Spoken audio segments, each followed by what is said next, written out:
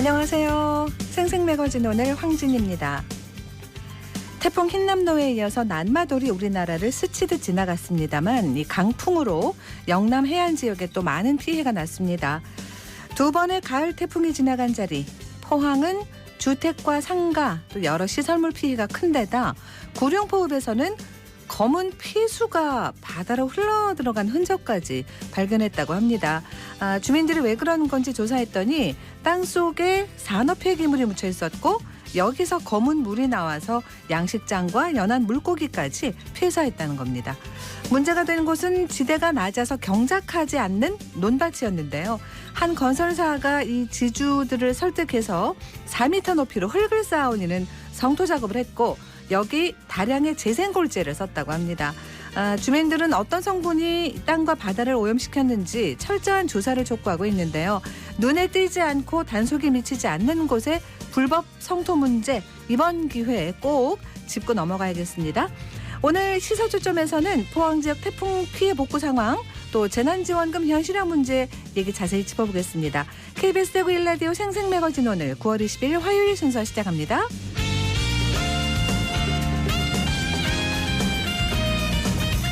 생생매거진 오늘은 대구와 경북 지역 민 모두가 함께하는 시사정보 프로그램입니다. 오늘도 청취자 여러분 곁에 한 걸음 더 가까이 다가갑니다. 안동, 포항, 울릉 연결해서 날씨와 소식부터 전해드립니다. 안동입니다. 경북 북부 지역 태풍의 영향권에서 벗어나며 다시 맑은 하늘 드러나고 선선해졌습니다. 어제 밤부터 북서쪽에서 찬 공기가 남하하면서 기온이 떨어져서 오늘 아침 최저 기온과 낮 최고 기온은 어제보다 3에서 8도가량 크게 떨어지겠습니다. 안동 지역 아침에 13도, 예천 12도로 시작해서 한낮에는 안동 21도, 예천 23도의 기온 보이겠습니다. 급격한 기온 변화로 인해 감기 걸리지 않도록 각별히 유의하시기 바랍니다. 영주시 옥계지구가 행정안전부의 2023년 공모사업인 재위험 개선지구 정비사업에 선정됐습니다.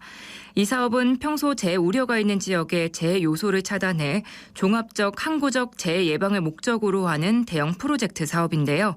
이번 공모사업에 선정된 옥계지구는 주택가와 농경지보다 하천 제방이 낮아 국지적인 집중호우 시에 침수 위험 요인이 잠재된 지역입니다. 이번 선정으로 내년부터 총 사업비 338억 원이 투입돼 하천 11km, 교량 7개소, 보아 낙차궁 3개소 정비를 2027년까지 진행하게 됩니다.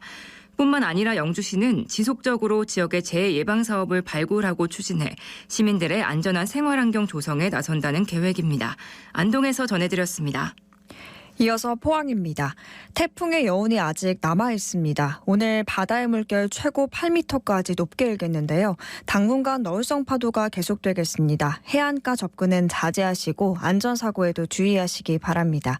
오늘은 찬 공기가 유입되면서 기온이 뚝 떨어집니다. 한낮에 21도로 선선하겠는데요. 이번 한 주 뚜렷한 비 소식은 없겠고 날은 점점 더 시원해지겠습니다. 경북도의 유휴어항 해양레저항 개발 공모사업에 울진 구산항과 영덕 오보항이 선정됐습니다. 이번 사업은 어업인구와 어선수 감소로 재기능을 못하고 있는 유휴어항을 대상으로 해양레저항을 조성하는 프로젝트입니다. 울진 구산항은 인근에 구산해수욕장과 월송정이 있고 어촌체험 휴양마을을 운영하고 있어 많은 관광객 유치가 기대되는 곳인데요. 특히 지역 주민과 해양 레저인과 상성해서 마을을 발전시키겠다는 의지가 강해서 좋은 평가를 받았습니다. 또 영덕 오보항은 어선이 한 척도 없는 유휴 어항으로 해양 레저항 개발에 용이하고 다양한 해양 레포츠 프로그램 운영도 가능해서 많은 해양 레저인들을 유인할 수 있다는 점에서 높은 평가를 받았습니다. 이번 사업을 통해서 조용했던 어촌 마을이 활기찬 어촌으로 변모했으면 좋겠습니다. 지금까지 포항이었습니다. 이어서 울릉입니다. 울릉도와 독도는 맑은 하늘 보이고 있습니다. 현재 기온은 어제보다 1도 낮은 17도, 습도는 60%입니다. 풍랑경보가 발효 중인 동해 중부 먼바다에는 북풍이 불면서 4에서 6m의 높은 물결이 일고 있습니다. 파고는 오후에 접어들며 3에서 5m로 점차 낮아질 전망입니다. 오늘 여객선 운항은 모두 통제됐습니다. 울릉군이 행정안전부가 주관한 2023년 풍수의 생활권 종합정비사업 공모에 최종 선정됐습니다. 풍수의 생활권 종합정비 사업은 지역 단위 생활권 중심의 종합정비로 재해 예방 효과를 거둘 수 있는 사업인데요. 울릉군 북면지구가 이번 사업 대상지로 선정되면서 재해 취약 요인을 근본적으로 해소하고 재해 위험 지역을 체계적으로 정비할 수 있게 됐습니다. 울릉군은 내년 기본 설계를 시작해 2025년 준공을 목표로 과거 침수 피해를 입었던 나리분지의 유수지를 신설하고 배수 펌프정과 소하천, 우수관로 등을 정비할 계획입니다. 지금까지 울릉이었습니다.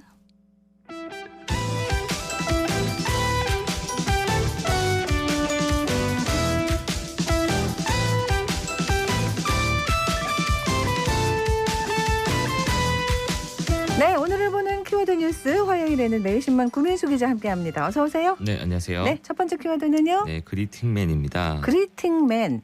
서구 이안공원에 있는 그거 대형 조형물 말씀하시는 거예요? 네, 서구청이 지난해 9월에 사업비 2억 2천만 원을 들여서 서구를 방문하는 사람들을 맞이한다는 의미로 설치한 공공 조형물입니다. 네. 높이 7m에 인사하는 모습의 그리팅맨은 건립 당시부터 주민 의견 수렴 부재, 수의 계약 등으로 뒷말이 무성했는데요. 네. 건립된 지 1년이 지났는데도 후폭풍이 여전합니다. 현장에서 만난 시민들은 인위적인 느낌이라 거부감이 든다고 했고요. 네. 인적이 드문 새벽이나 밤에 보면 섬뜩한 느낌마저 든다고 했습니다. 높이가 7m나 되는군요. 네. 네. 서구청은 어떤 얘기를 합니까? 네, 서구청은 반응이 괜찮다고 해명을 했는데요. 그래요. 지난해 말 진행한 이연공원 홍보 관련 SNS 이벤트에서 가장 많이 언급됐던 것이 그리팅맨이고요. 블로그 등 온라인상에서도 관련 언급이 많았다고 설명을 하고 있습니다. 긍정적인 어떤 언급이 많았다는 얘기인가 보죠. 서구청에서는. 네, 그렇죠.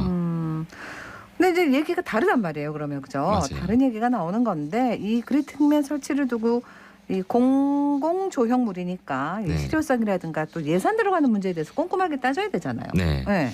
당시 적절한 절차 없이 사업이 진행됐다는 지적이 많았는데요. 조형물 설치에 관한 심의위원회는 요식 행위에 그쳤고요. 주민들의 의견도 제대로 수렴하지 않았습니다. 네. 계약 역시 입찰이 아닌 수의 계약으로 진행된 탓에 공정성이 떨어진다는 비판도 있었고요. 논란이 잇따르자 서구청은 지난 4월 공공조형물 설치에 관한 조례를 수정했습니다. 바뀐 조례에 따르면은 심의위원을 구성할 때 반드시 주민대표, 서구의원, 공공조형물 관련 전문가를 포함시켜야 하고요. 주관 부서는 건립 예정 장소와 작품에 대한 내용이 포함된 주민 의견서를 제출해야 합니다. 그러니까 이제 문제가 있다는 걸 알고 뒤늦게 조례를 만든 건데 이 그리팅맨 네. 세운 거하고는 상관없는 거잖아요. 그러니까. 그렇죠. 그죠? 이후에 뒤늦게 벌어진, 한 거니까. 네, 일들이죠. 예. 뭐 공공조형물 관련 논란은 전국적으로도 계속 있어 왔는데요. 네. 가까운 예는 경북 군위군이 지난 2016년에 6억 9천만 원을 들여서 대추 모양의 공공조형물을 설치했거든요. 이 지역의 특산품인 대추를 홍보한다는 구실이었지만 제 역할을 못한다는 지적이 많았습니다. 6억 9천여만 원. 네. 서울에서는 지난 2017년도에 운동화, 구두 등 다양한 헌신발 3만 켤레를 나무 형상으로 만든 공공조형물을 세웠는데요. 이 흉물스럽고 악취가 난다는 네. 민원이 빗발쳐서 결국에는 철거가 됐습니다. 네, 공공조형물을 이게 두고두고 봐야 되고 네. 우리 비용 세금이 들어가는 건데 신중하게 잘 추진을 해야겠습니다. 네. 다음 키워드는요? 네, 군부대 유치 희망입니다. 네, 일단은 대구시가 도심에 있는 군부대를 다 이전하기로 했는데 네. 어떤 얘기인가요? 네, 칠곡군에 이어서 군위군, 의성군, 아. 영천시도 유치 의향을 밝혔습니다. 네, 이 공항과 다르게 이 군부대는 굉장히 반기는 곳이 많은 것 같습니다. 네. 대구시는 신중하게 검토해서 최적지를 찾는다는 방침인데요. 특히 국방부와 합동참모본부 검토가 가장 큰 영향을 미칠 것으로 보입니다. 네. 이전에는 최소 330만 제곱미터의 면적이 필요할 것으로 보이고요. 가급적 현 위치와 너무 멀지 않는 곳이 적합하다고 합니다. 예. 아울러서 그린벨트여도 군부대 이전은 가능하지만 같은 조건이라면 각종 규제로부터 자유로운 부지가 좋겠고요. 네. 철도 같은 군부대 건설에 영향을 미치는 지작물도 고려 대상입니다. 7곡군이 최초 제안한 지천면은 개발 행위가 까다로운 그린벨트 1, 2등급지가 많고요. 철도 역시 지나고 있습니다. 이 탓에 대구시는 7곡군에 다시 한번 이전지를 검토해달라고 요청을 한 상황입니다. 네, 대구시가 공식적으로 구체적인 이전 대상지를 언급하는 건 시간이 좀 걸리겠죠? 네. 유치를 희망하는 지자체 숫자가 늘면서 경쟁이 좀 과열될 수는 있는데요. 이전 협상의 핵심인 군의 의중이 아직 확인되지 않은 상황에서 불필요한 논쟁을 유발할 수 있다는 지적도 나오고 있습니다. 지난 16일 대구시 의회에서도 한 차례 언급이 됐는데요.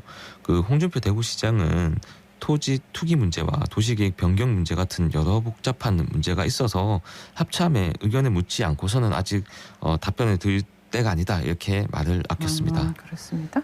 알겠습니다. 다음 키워드 보죠. 네, 이슬람 사원입니다. 아, 이거 대구 북구. 네. 이 이슬람 사원 건축 소식을 저희가 이 시간에 계속 전해드리고 있는데 일단 법적 공방은 마무리됐나 봐요. 네, 그간 법정 공방이 1년 6개월 정도 이어졌는데요. 건축주의 최종 승소로 마무리가 됐습니다. 네. 주민들이 사원 건축을 가로막을 법적 명분이 없다는 점이 대법원을 통해서 재확인된 건데요. 양측의 갈등 중재가 앞으로 남은 숙제가 될 전망입니다. 이 대연동 이슬람 사원 논란은 지난 2020년 9월부터 시작이 됐습니다. 경북대 유학생 등으로 구성된 건축주들이 건축 허가를 받고 공사를 시작했으나 이를 뒤늦게 알아챈 인근 주민들이 민원을 이제 넣었고요. 여기에 대해서 북구청이 공사 중지 처분을 내리면서 갈등이 좀 악화가 된 상황입니다. 네. 일단은 그동안의 소송은 건축주가 모두 이겼어요. 네, 지난해 12월 1심이 있었는데요. 대구지법은 북구청의 공사정지 처분은 위법하다면서 건축주의 손을 들어줬습니다. 집단 민원이 제기됐다는 이유로 이미 허가가 내려진 공사를 중지하는 처분은 위법하다고 판단했습니다.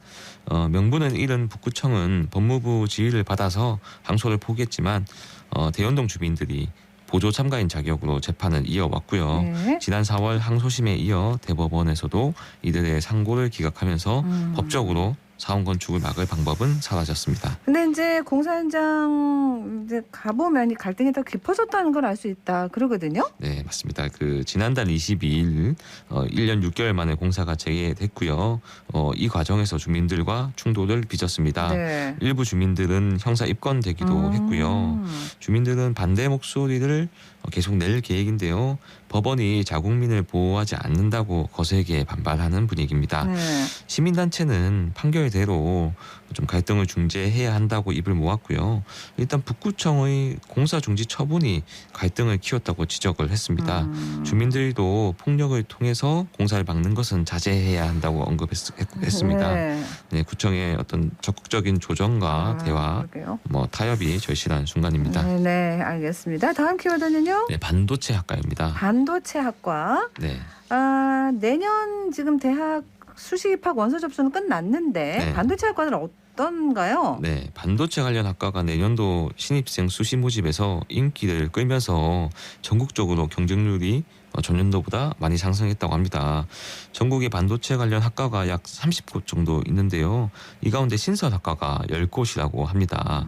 이 원서 지원이 분산된 상황에서도 경쟁률이 상승한 건데요. 지원자가 지난해 6,300명에서 올해 9,900명으로 57% 정도 증가했습니다.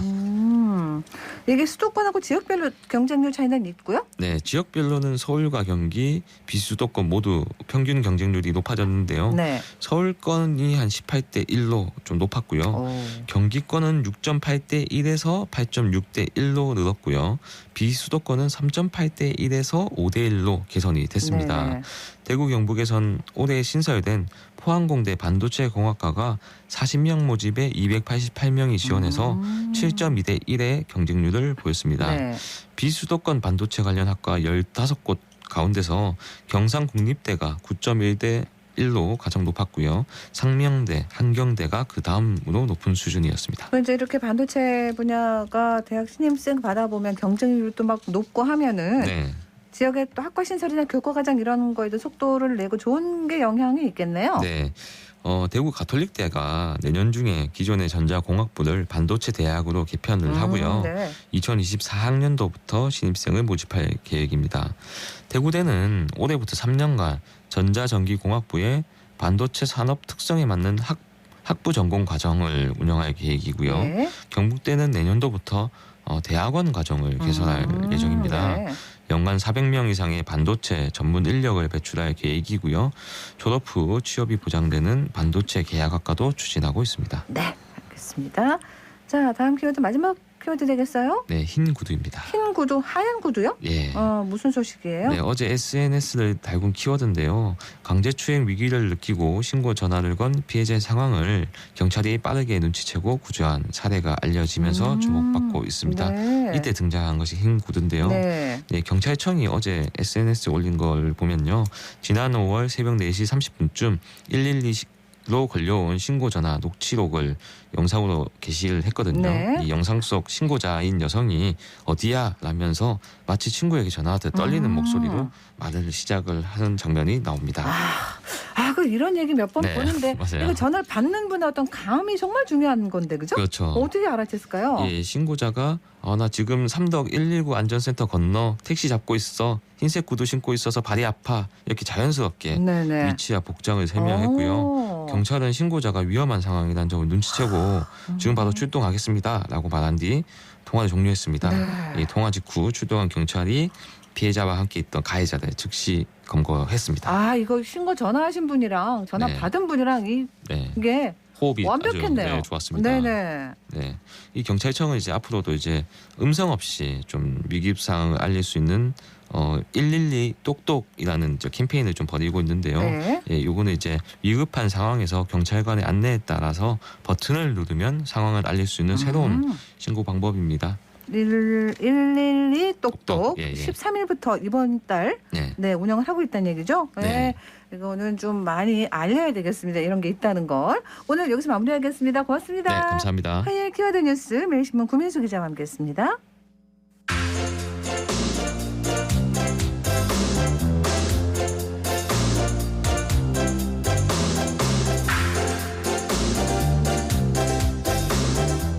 (9월이) 독서의 달입니다. 그래서 도서관마다 다양한 특강과 행사를 열고 있는데요. 대구 남부도서관 프로그램 윤가영 리포터가 취재해왔어요. 가영 씨 어서 오세요. 네, 안녕하세요. 네. 네, 저는 경주와 관련된 특강을 듣고 직접 인문기행을 떠나는 행사가 있다고 해서 대구 남부도서관에 다녀왔는데요. 네. 이 특강의 주제는 신라인 김춘추 이야기였습니다. 약 20명의 지역민들이 경주로 인문기행을 떠나기 전에 열심히 강의를 듣고 있었는데요. 이번 행사에 대한 내용을 대구 남부도서관 독서문학과 임종수 담당에게 자세히 들어보시죠. 네, 태종 무야왕 김충주는 진골 출신으로 왕위에 오른 최초의 왕이자 신라 삼국 통일의 기틀을 마련한 왕으로 우리에게 잘 알려져 있습니다. 당시만 해도 삼국 중 약소국이었던 신라를 뛰어난 외교술과 리더십으로 강국의 반열에 올려놓았지만 그 과정에서 외세를 끌어들인 점에서 엇갈린 평가를 받고 있는 인물이기도 합니다. 이처럼 김춘추를 통해 당시 신라와 관계된 인물들을 만나볼 수 있고 다양한 관점으로 신라의 삼국 통일 과정을 생각해 볼 수 있다는 점에서 이번 특강의 주제로 선택하게 되었습니다. 최근 인문학에 대한 관심 증가로 이와 관련된 강의는 많아지고 있지만 직접 보고 느낄 수 있는 시간은 부족합니다. 그래서 단순히 강의에 그치지 않고 무열왕릉, 황룡사지 등 역사 속 신라인 김춘추의 삶을 생생히 느낄 수 있는 인문기행을 함께 준비했습니다. 특강과 기행을 연계한 이번 행사를 통하여 시민들이 인문학에 대한 흥미를 높이고 인문학적 상상력을 키울 수 있는 기회가 되기를 바랍니다. 김춘추는 신라 역사에 있어 어떤 인물인지, 또한 그가 만들고자 한 신라는 어떤 나라였는지 등 김춘추를 통해 역사와 인물을 바라보는 새로운 시선과 다양한 상상의 즐거움을 느낄 수 있기를 바랍니다. 또한 현대인들이 어떤 삶의 가치와 의미를 새기고 살아가야 하는지 생각해보는 계기가 되었으면 합니다. 역사 기록은 후대에 누군가가 그 세대를 떠올리면서 기억하기도 하고 약간 미화하기도 하고 맞아요. 누가 썼느냐에 따라 역사는 또 다르니까 이 태종 무열왕 김춘추도 상반된 평가를 받는 왕이기는 하거든요. 네, 맞습니다. 이번 강의는 어땠을까요? 네, 많은 분들이 김춘추라는 인물에 대해서 위대한 왕이다 또는 뭐 민족의 반역자다 네. 이렇게 동전의 양면처럼 평이 바뀌는데요. 이번 특강을 해준 주보돈 교수는요 이렇게 이야기를 해주시더라고요. 김춘추에 대해 가지고는 오해하는 부분이 위선에 많고 둘째로는 또 김춘추를 이름이 알려진 만큼 잘 알지를 못하고 있는 것 같아 가지고 또 김춘추가 왜 김춘추인가라고 하는 김춘추에 대한 평가가 김유신과 함께 굉장히 널리 잘못 유포되어 있는 게 민족 배반자, 배족행위자 이렇게 이야기를 하고 있습니다. 무슨 이야기냐면 한국을 통일하기 위해서 동족 국가인 고구려 백제를 멸망시키기 위해서 당나라라고 하는 외세를 끌어들여서 멸망시켰다. 이런 것이 널리 유포가 되어 있고 이건 전혀 사실과 다른 이야기들입니다. 김유신과 김춘추는 시대를 앞서간 인물이고 고구려 백제는 당연히 일본과 마찬가지로 신라인들은 외세였어요. 널리 알려져 있던 곳이 아니고 거의 알려져 있지 않은 곳, 그럼에도 가장 중요하고 가볼 만한 곳, 무수하게 많습니다. 하루 이틀만 다닐 수 있는 게 아니고요.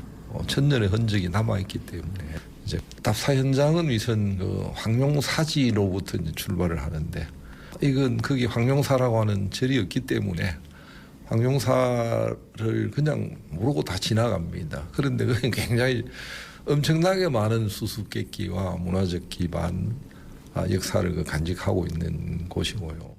네, 그러니까 이런 시간을 통해서 역사 속의 인물들이 어땠나 이런 걸 또 배울 수 있고 새롭게 바라보는 그런 기회도 되니까 아주 네. 좋아요, 그죠? 맞습니다. 네. 자, 이제 경주로 인문기행 떠나는 거예요? 네, 맞습니다. 이번 특강을 진행해준 주보돈 교수는요, 불국사나 첨성대처럼 누구나 알고 있는 이 관광지뿐 아니라 구석구석을 둘러볼 예정이라고 했습니다. 많은 분들이 아시다시피 황룡사가 신라 진흥왕 때 만들어진 대규모 사찰이었으나 현재는 터만 남았잖아요. 네. 네, 이곳에 역사적으로 깊은 이야기를 할 수 있는 곳이라고 해서 경주 인문기행의 시작점으로 선정했다고 합니다. 황룡사지 요즘 많이 가시죠? 네, 맞습니다. 이곳이 9월 1일부터 탐방로 경관 조명이 켜지고 있어서요. 코스모스와 어우러진 가을밤을 즐길 수 있다고 합니다. 일몰 후부터 밤 11시까지 볼 수 있다고 하니까 경주로 가을 여행 떠나신다면 역사적인 이곳을 둘러보시는 것도 좋을 것 같습니다. 네. 네, 이번 특강을 듣고 계셨던 분들도 무열왕 김춘추의 이야기와 경주 기행에 큰 기대를 하셨는데요. 이야기 들어보시죠. 신라 통일에 중추적인 역할을 했다. 김유신과 더불어 그렇게 알고 있었습니다. 예. 특히 교수님이 말씀하신 김춘추가 당을 끌어들여서 신라를 통일해갖고 우리가 고구려가 통일됐으면 만주 땅이나 이런 걸 우리 땅이 됐을 수도 있는데 지금 현재 관점으로 본 거지 그 당시에 고구려 백제 신라는 같은 민족이나 동족의식이나 이런 게 없었기 때문에 지금 관점으로 보는 거는 좀 잘못된 시각이다. 이렇게 예, 경주는 제가 몇 번 갔다 왔는데 이렇게 또 교수님 말씀을 듣고 경주로 가게 되면 아마 지금까지 그냥 우리가 관광지처럼 본 거하고 다르게 아마 여러 가지 많은 걸 또 느낄 수 있지 않나 이렇게 생각됩니다. 문무대왕의 그 아버지가 김춘추잖아요. 그래서 그 분에 대해 책을 좀 많이 읽었어요. 최근에. 그래서 조금 알고 있습니다. 저는 이번에 이제 경주에 대해서 또 신라 문화에 대해서 관심을 갖게 되면서 경주 사람인 것이 굉장히 자긍심을 느끼고 점점 더 이렇게 예전에는 그냥 지나쳤거든요. 계속 이제 공부하면서 더 재밌고 좀 그래요. 앞으로 기회가 있으면 글을 많이 쓰고 싶어요. 경주는 언제 가도 아름답고 또 우리의 뿌리가 되기도 하잖아요. 많이 오시고 우리 역사에 대해서도 더 많이 관심을 갖고 이래 하시면 좋지 않을까. 우리 현재를 사는 사람은 다 과거에 그거를 토대로 또 현재를 살기 때문에 우리한테 도움이 되지 않을까 그렇게 생각합니다. 네, 네, 경주로 가을 나들이 떠나기 전에 신라 역사를 공부하고 간다면 좀 더 다르게 보이지 않을까 그럼요. 싶습니다. 많은 만큼 보입니다. 가영 씨 잘 들었습니다. 고맙습니다. 윤가영 리포터였습니다.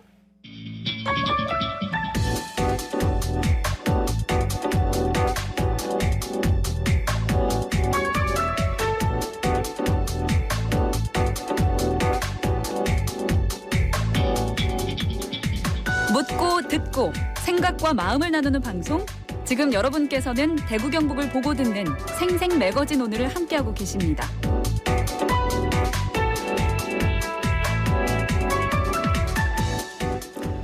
집중호우나 태풍 피해는 사실 그 규모가 지자체마다 다 다르죠. 어디로 올지를 모르니까.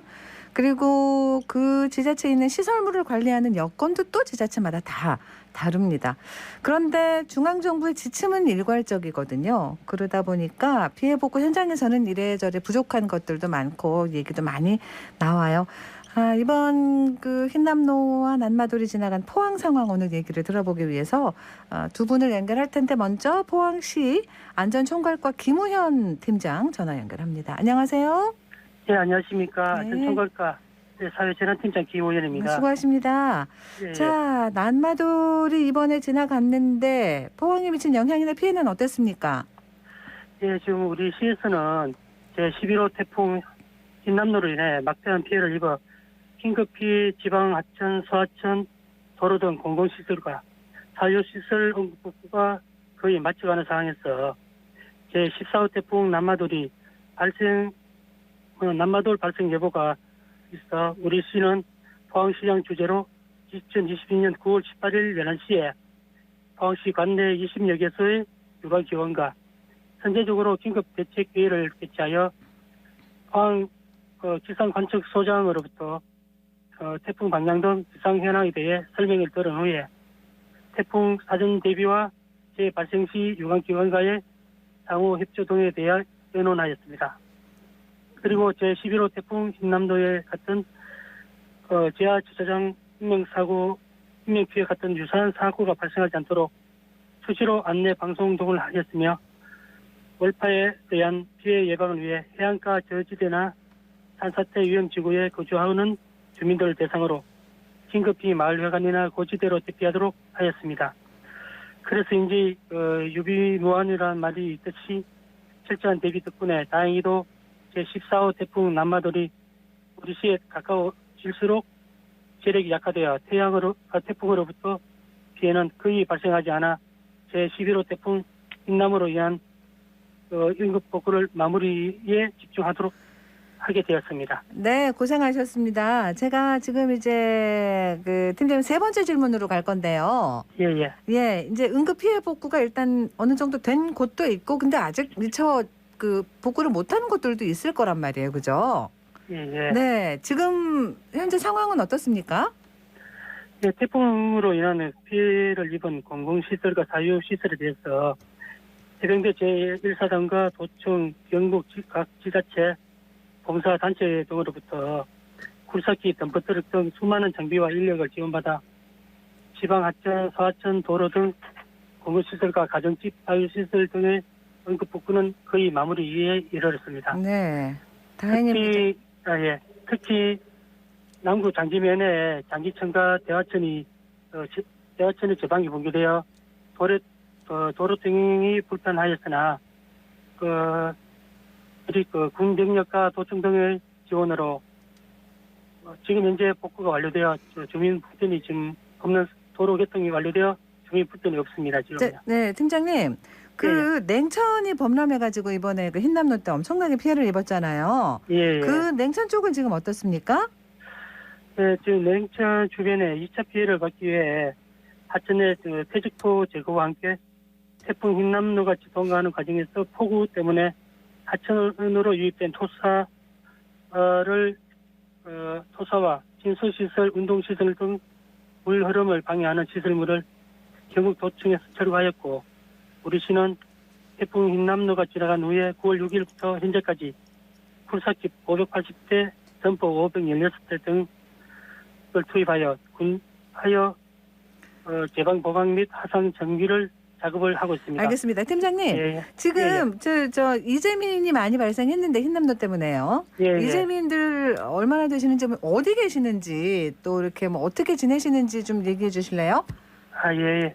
맨 처음 태풍 흰남노가 주로 얘네가 대피하셨던 분들은 77개소 808명으로 주로 특히 대송 문화복지회관 등으로 대피하였으나 네. 지금 현재로는 다 자가로 복귀하였고 지금 현재는 거의 거주할 수 있는 그런 없는 거로 지금 판단되고 있습니다. 아, 그래요? 예, 예. 아, 다들 집으로 돌아가셨습니까?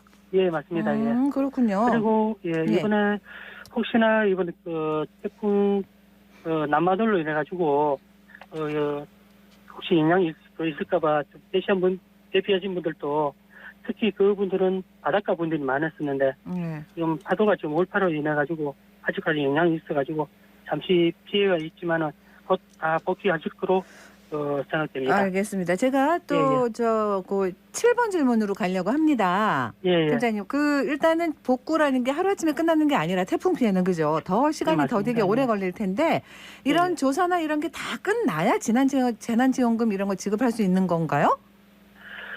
예, 맞습니다. 저희들 현재 피해 조사 업무는 주민이 신고한 피해를 현장 조사하여 시스템을 등록하여 확정 금액을 확정대로 그런 구조가 되었습니다. 네네.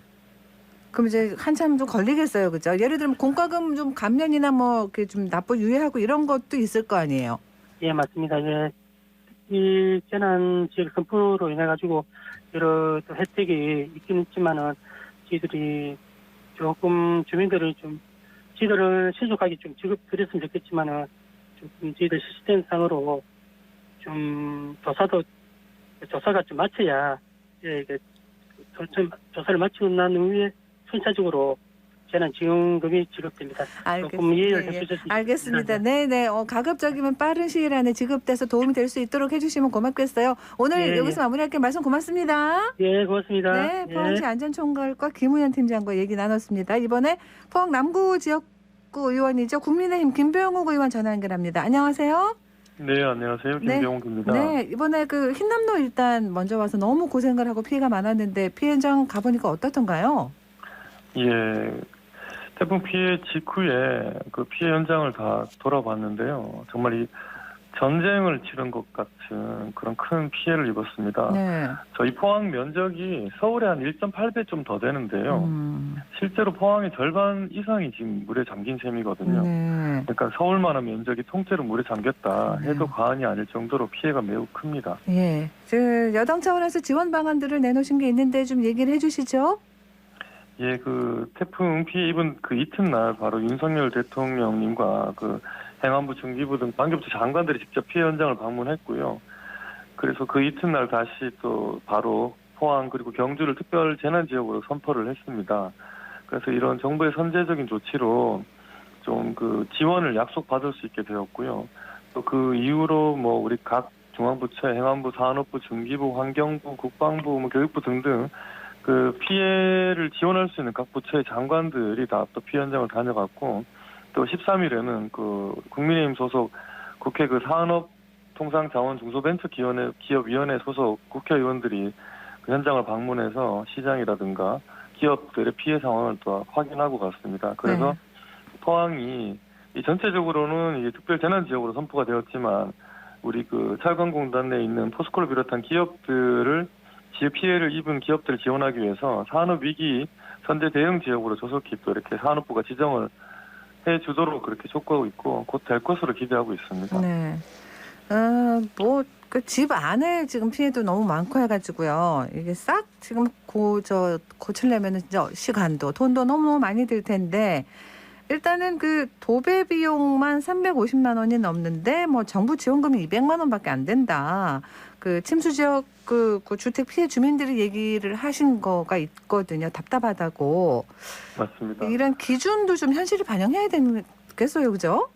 지금 침수나 파손의 경우에 전파 유실이 세대당 5,200만 원, 반파가 2,600만 원인데 그런 경우가 아니라 그냥 침수일 경우에는 200만 원 재난지원금 지급이 끝입니다. 사실 이거로 장판 벽지 아무것도 못하죠, 진짜. 구매도 못하고 사실 가전제품, 침대, 뭐 소파, 가구 싹 다 이렇게 유실되었기 때문에 이분들한테 200만 원은 정말 아무것도 아닌 거고요. 그래서 이 비용을, 이 기준을, 재난지원금의 기준을 상향을 해야 되겠다, 이번 기회에. 이게 과거에 96년도에 이 제정이 되었다고 하는데 그동안 물가 상승을 고려해도 너무 터무니없이 부족하고, 또 상가의 경우에는 전혀 지원금이 없습니다, 사실은 지금 현재. 지금 다만 정책적으로 배려를 해서 지자체와 정부 간의 협의로 일정 부분을 지원을 하는데, 이 경우에도 주택과 마찬가지로 재난지원금을 지급할 수 있도록 해야겠고, 기업 역시 마찬가지입니다. 정부에서 그 긴급 자금 대출 같은 경우에 저리로 해주기는 하는데, 지금 당장 뭐 설비라든가 제품이 다 유실된 기업 같은 경우에는 또 특별히 또 정부가 재난지원금에 해당하는 그런 또 지원, 별도의 지원이 또 필요하다. 그래서 이번 기회에 사후 그 재난지원 기준을 대거 상향하고 실질적으로 피해를 입은 주택과 그 상가 기업들이 어느 정도 다시 재개할 수 있는 기본적인 어느 최소한의 지원에 정부가 직접적인 지원이 필요하다, 이렇게 생각합니다. 상가가 안 된다는 것도 또 처음 알았네요. 이거 말도 안 되는 거고. 주택 같은 경우도 단독주택도 있을 수 있고 다세대 주택이라고 뭐 빌라나 아파트나 다 또 상황이 다르거든요. 그죠? 그럼 이제 아파트 같은 경우는 지분 침수가 안 돼도 뭐 그 저층이 침수돼서 엘리베이터가 고장나서 움직일 수가 없다. 또 이제 주차장이 지하라서 이제 쓸 수가 없다. 이런 여러 가지 것들도 피해란 말입니다. 이번에 저희 그 인명피해가 난 곳이 이제 그런 케이스인데요. 고층 아파트의 경우에 사실 침수는 1층만 보통 침수가 되지, 그 위에 2층 이상은 침수는 아니지만, 그 지금 현재 기준은 침수된 1층만 이재민으로 분류가 돼가지고 여러 가지 지원도 해줄 수 있는데, 그 위층은 그 이재민으로 인정하지 않고 단순 대피자로만 인정을 해주더라고요. 근데 사실 단전되고 전기가 안 들어가고 물이 안 나오고 또 엘리베이터가 다니지 않는데, 그 18층, 20층에 사시는 분들을 이재민으로 분류해주지 않는 것 자체가 지금 바뀐 주거 환경에 맞지 않는 것 같고요. 이런 공동주택의 경우에 침수되지 않더라도 단전이 된 상황이면 같이 이재민으로 분류하도록 이렇게 또 기준도 또 바꿔야 할 것 같습니다. 네, 여러 가지 바꿔야 될 것들은 국회 차원에서 좀 빨리 좀 바꿔주시면 하는 그 부탁을 드리고요. 그리고 이게 이제 정부 규정이 정해져 있는 거 바꾸는데 시간이 또 걸린다고 하면은 지자체가 자체적으로 지원하거나 하는 방법도 있지 않을까요? 네, 그게 사실 참 어려운 얘기입니다. 지금 이번에 오늘 포항시에서 이번 수해를 겪고 난 다음에 앞으로 그 수해 예방 차원에서 도시 우회 배수 터널, 차수벽 등을 포함해서 전체적으로 도시의 방제 대책을 새로 수립하도록 3조 가량의 투자 대책을 발표를 했습니다. 정부에 요구를 했는데 지금 사실 이제 기후 변화 때문에 태풍의 빈도가 잦아졌고 강도가 훨씬 세졌습니다. 근데 이런 상황에서 개인과 기업이 재난 상황에서 스스로 이렇게 구제하도록 하는 현재 기준도 맞지 않을 뿐만 아니라, 또 태풍이라는 게 현실적으로 주로 이제 지나가는 경로가 좀 정해져 있어요. 그래서 중부권 같은 경우에는 태풍이 잘 피해를 입는 경우가 잘 없기도 하고요. 그렇기 때문에 태풍이 자주 지나가는 지역에 있는 지자체 같은 경우에 태풍이 지나갈 때마다 그런 부담을, 피해 지원이라든가 복구의 부담을 지자체가 안으라고 하면 좀 여러 가지로 불합리한 면도 있고 해서, 앞으로 그 정부가 이 태풍이라든가 이 수해로 인한 피해를 정부가 가급적 많이 좀 부담을 해서 지자체 부담을 줄여줄 필요가 있다고 생각을 하고, 지자체도 특히 이제 태풍이 자주 발생하는 이런 태풍 피해가 자주 발생하는 지역의 지자체의 경우에도 그 재원을 좀 미리 확보해줄 필요는 있다고 생각합니다. 그러니까요. 그게 다 잘 될 걸로 보세요? 좀 되게 하셔야 될 텐데. 지금 그래서 오늘 아침에 저희 국민의힘 아침에 회의 때도 얘기가 나왔는데 그 행정안전위원회라든가 환노위라든가 국토위 이런 그러니까 재난 관련된 상임위원회에서 이런 재난과 관련된 사전 방제 시설을 확충하는 것과 사후에 재난 지원을 확대하는 것, 이런 것을 같이 이번 정기국회 때 논의해서 법 개정이 필요한 법 개정이 필요하고 정부 정책을 바꿔야 되거나 예산 확보해야 될 것을 확보를 하자, 이렇게 얘기를 했습니다. 알겠습니다. 좋은 소식 기다리겠습니다. 오늘 바쁘신데 시간 내주셔서 고맙습니다. 네, 포항에 많은 좀 관심 부탁드립니다. 알겠습니다. 국민의힘 김병욱 의원과 얘기 나눴습니다.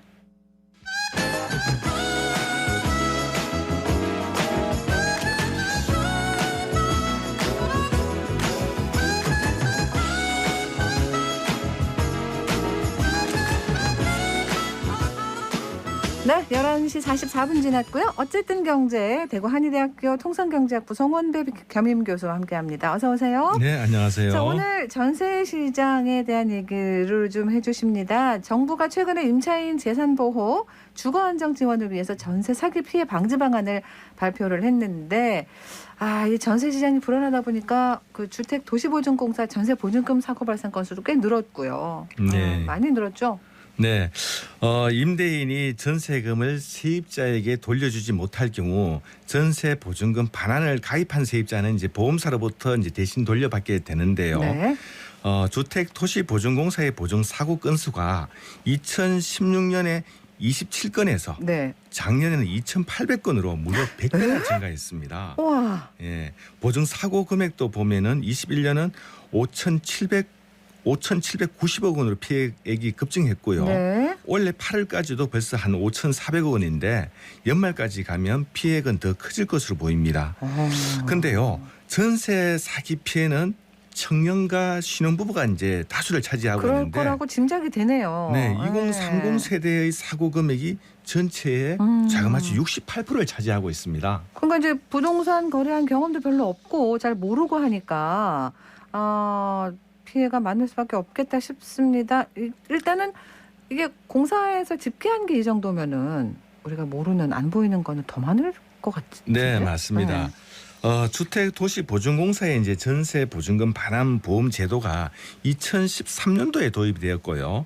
21년 말까지 가입률이 18%에 지나지 않기 때문에 보험을 가입하지 않은 피해 건수는 현재 드러난 것에 비하면 훨씬 많다고 할 수 있겠습니다. 작년 말에 18%니까. 그렇죠. 네.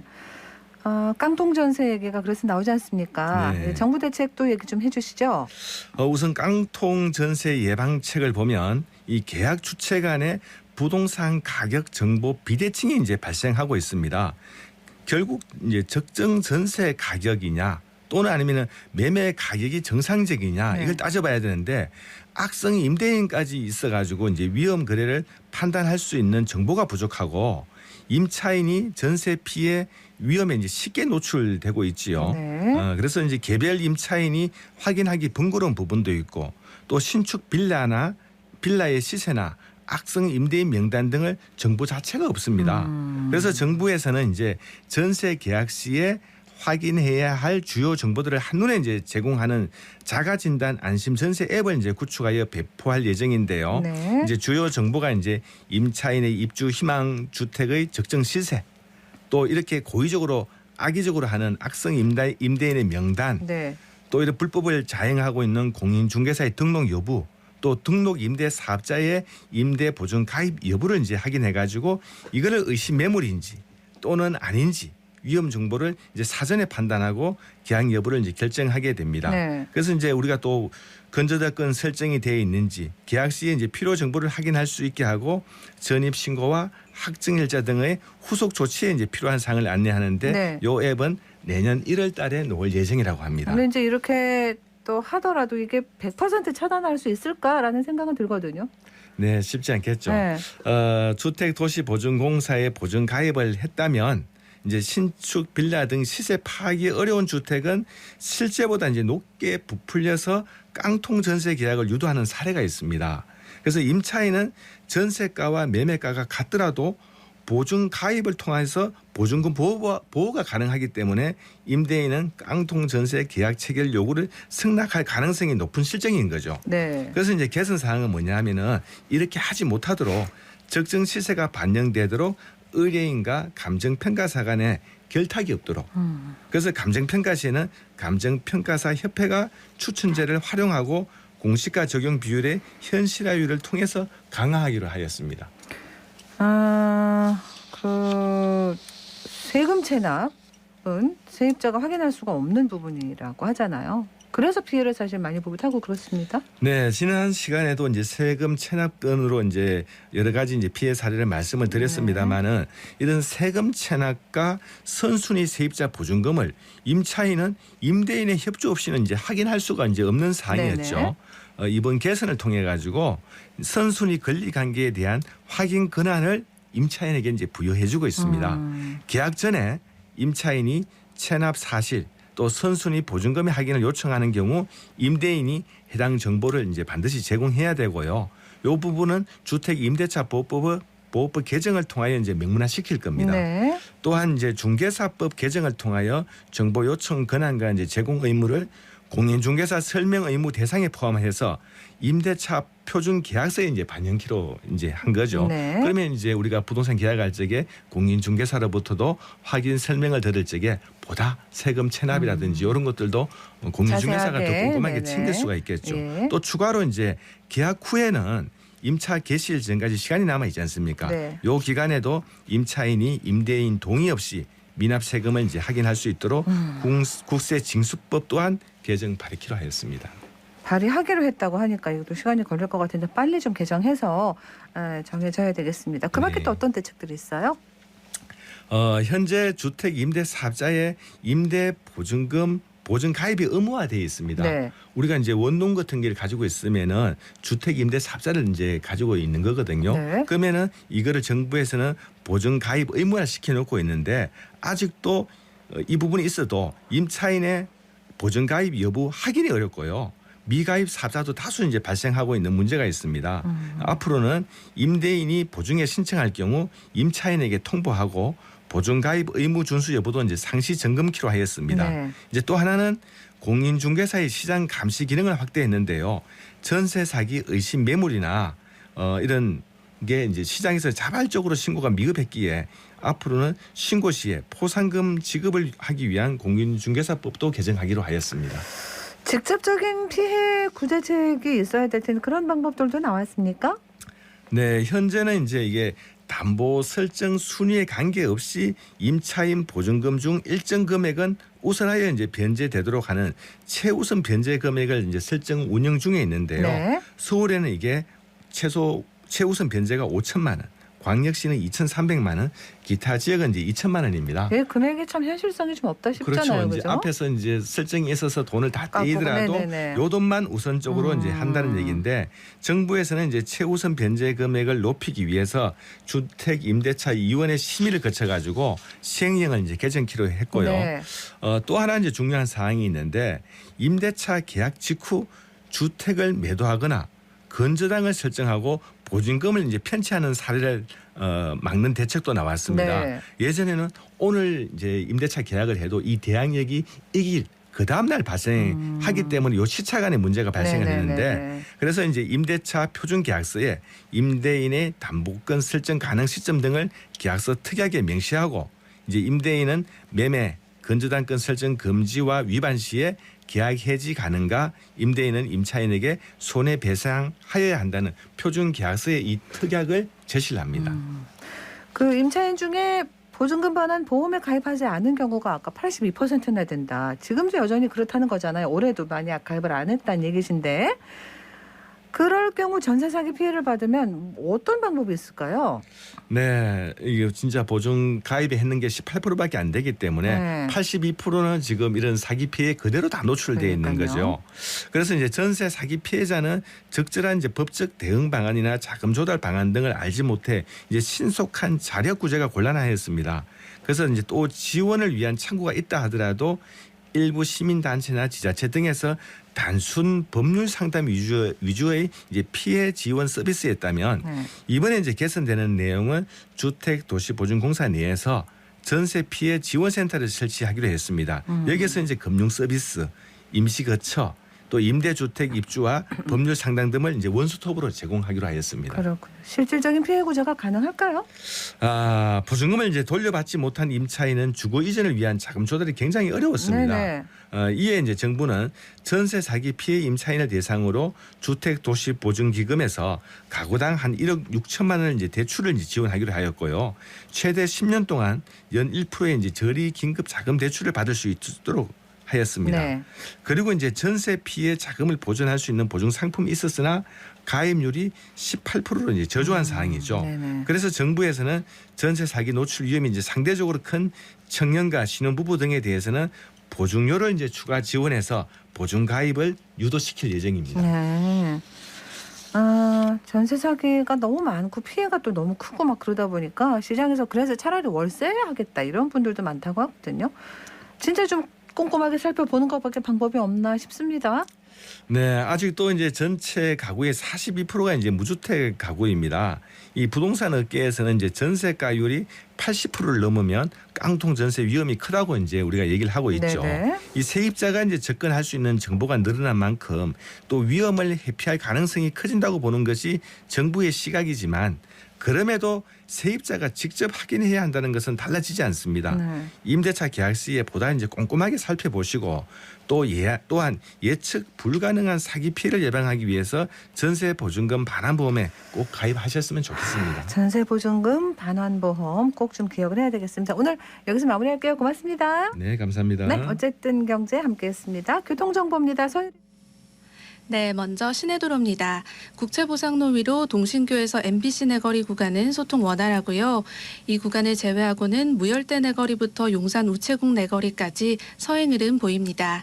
신천대로는 침산교에서 신천교까지 양방향으로 소토 떨어져서 지나고요. 호국로 쪽은 학정 2교에서 팔거교까지 3.4km 구간 이동하는데 25분 정도 소요되니까요. 이 구간 지나신다면 마음의 여유 갖고 이동하시기 바랍니다. 이어서 고속도로입니다. 경부고속도로 위 작업 구간이 있는데요. 부산 방향으로 금호분기점 140km 지점부터 북대구 133km 지점까지 3차로에서 차선 도색 공사하고 있습니다. 같은 방향으로 더 내려가서 영천 부근 98.7km 지점에서 95.7km 지점 1차로에서 노면 보수 작업 이어지고 있습니다. 일대 지나신다면 미리 2, 3차로로 차로 변경해서 안전하게 지나시기 바랍니다. 지금까지 이 시각 교통정보 전해드렸습니다.